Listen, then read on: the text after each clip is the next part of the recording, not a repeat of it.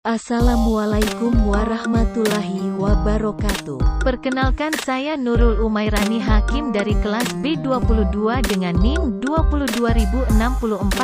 AF hari ini saya akan menjelaskan tentang materi darah tugas dari biokimia dengan dosen pengampun Bapak Maulana Zulkarnain Imansyah, SPAM, MBIOMED. Pengertian darah. Darah adalah cairan dalam tubuh yang berfungsi untuk mengantarkan hormon, nutrisi, oksigen ke seluruh tubuh manusia. Selain itu, darah juga bertugas untuk mengangkut racun yang ada di dalam tubuh. Racun tersebut nantinya akan diberikan ke organ yang bertugas untuk menyaringnya. Darah menjadi tempat bagi plasma, sel, dan protein. Fungsi darah. Yang pertama, sebagai media transportasi. Darah adalah media transportasi utama yang mengangkut gas, nutrisi, dan produk limbah. Oksigen dari paru-paru diangkat darah dan didistribusikan ke sel-sel. Karbon dioksida yang dihasilkan oleh sel-sel diangkut ke paru-paru untuk dibuang setiap kali kita menghembuskan nafas. 2. Sebagai regulasi dalam homeostatis. Darah memiliki fungsi regulasi dan memainkan peran penting dalam homeostatis. Darah membantu mengatur suhu tubuh dengan mengambil panas. Sebagian besar dari otot yang aktif dan dibawa ke seluruh tubuh. Jika tubuh terlalu hangat, darah diangkut ke pembuluh darah yang melebar di kulit. Panas akan menyebar ke lingkungan dan tubuh mendingin kembali ke suhu normal. 3. Berperan menjaga pertahanan tubuh. Darah berperan dalam menjaga pertahanan tubuh dari invasi patogen dan menjaga dari kehilangan darah. Sel darah putih tertentu mampu menghancurkan patogen dengan cara fagositosis. Sel darah putih lainnya memproduksi dan mengeluarkan antibiotik. Komponen darah. Yang pertama ada plasma darah.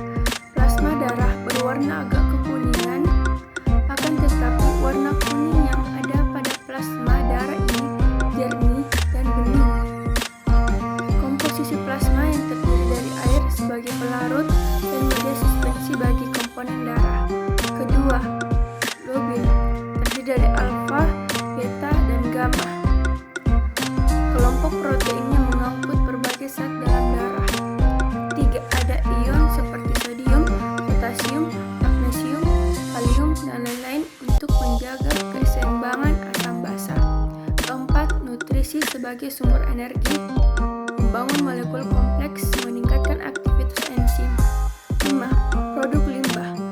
Produk memecah metabolisme protein dan diekskresikan oleh ginjal. 6. Gas, yaitu oksigen, karbon dioksida, nitrogen, penting untuk respirasi aerobik. 7.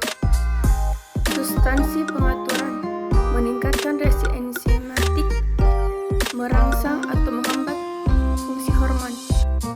Fungsi plasma darah yaitu zat-zat yang dibawa oleh plasma darah adalah mineral, hormon, antibodi, karbon dioksida atau zat sisa, dan sisa pembongkaran protein dari plasma darah yang akan mengangkut sisa-sisa zat-zat yang tidak berfungsi tersebut lalu akan diserap pada usus halus. Selanjutnya adalah komponen darah. Yang kedua yaitu sel-sel darah merah. Sel-sel darah yang paling banyak adalah sel-sel darah merah dengan presentasi sekitar 99,9% dari seluruh elemen padat darah. Dalam darah jumlahnya sekitar 700 kali lebih banyak dibandingkan sel-sel darah putih dan 17 kali lebih banyak dari kepingan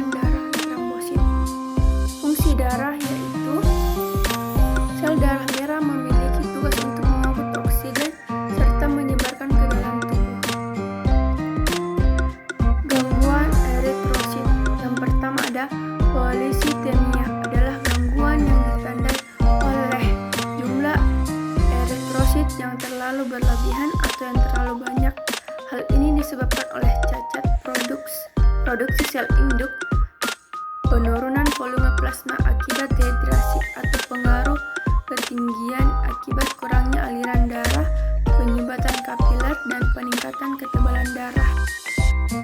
Yang kedua ada anemia.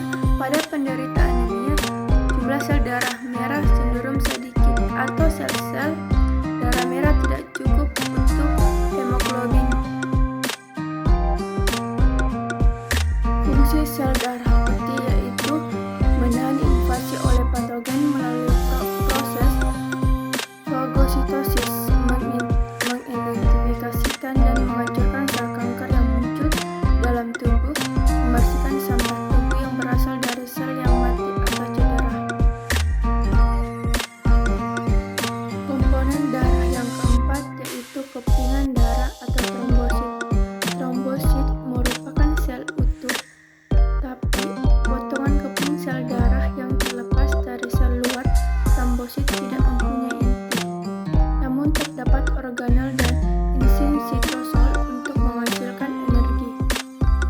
Gangguan trombosit, yaitu hemofilia, adalah penyakit kelainan genetik yang disebabkan oleh faktor pembukuan darah sehingga darah sukar membeku. Secara umum, penyebabnya adalah adanya mutasi gen pada tubuh sehingga tidak memiliki cukup protein yang berfungsi dalam pembentukan darah. Pembekuan darah. Pembekuan darah adalah proses ketiga dan paling efektif dalam proses hemostatis. Sangat penting darah membeku dengan cepat ketika pembuluh darah mengalami kerusakan. Tetapi sama pentingnya agar darah tidak menggumpal ketika ada kerusakan di pembuluh darah.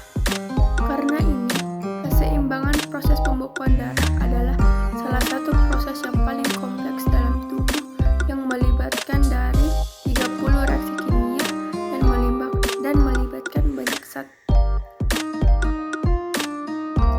Jenis-jenis golongan darah ada 4, yaitu yang pertama golongan darah O. Jenis golongan darah O memiliki ciri-ciri seperti antigen pada sel darah merah, yaitu antigen A dan antigen B, sedangkan pada plasma darah antibodinya A dan B. Kedua, golongan darah A. Jenis golongan darah A ini memiliki karakteristik seperti antigen pada golongan darah ini hanya A, sedangkan antibodi pada plasma darahnya adalah golongan darah B. Yang ketiga, golongan darah B. Jenis golongan darah B mempunyai karakteristik seperti sel darah merah yang dimana antigennya golongan darah B dan antibodinya pada plasma adalah darahnya A. Yang keempat, golongan darah AB. Jenis golongan darah AB mempunyai karakteristik seperti darah merahnya terdiri dari antigen A dan antigen B. Sementara itu, di dalam plasma darahnya terdapat antibodi A dan antibodi golongan darah B.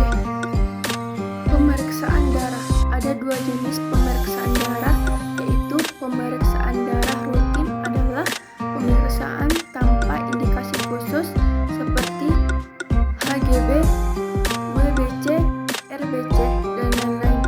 Yang kedua, pemeriksaan darah khusus adalah pemeriksaan yang bertujuan memperoleh informasi untuk yang pertama menunjang diagnosis klinik, yang kedua mendapatkan kepastian dan penanganan pasien, dan ketiga memantau perkembangan suatu penyakit. Pengambilan darah ada 2, yaitu untuk keperluan pemeriksaan laboratorium dengan cara pengambilan yang pertama mengambil darah kapiler, yaitu dengan jumlah yang sedikit. Yang kedua mengambil darah vena, yaitu dengan jumlah yang banyak.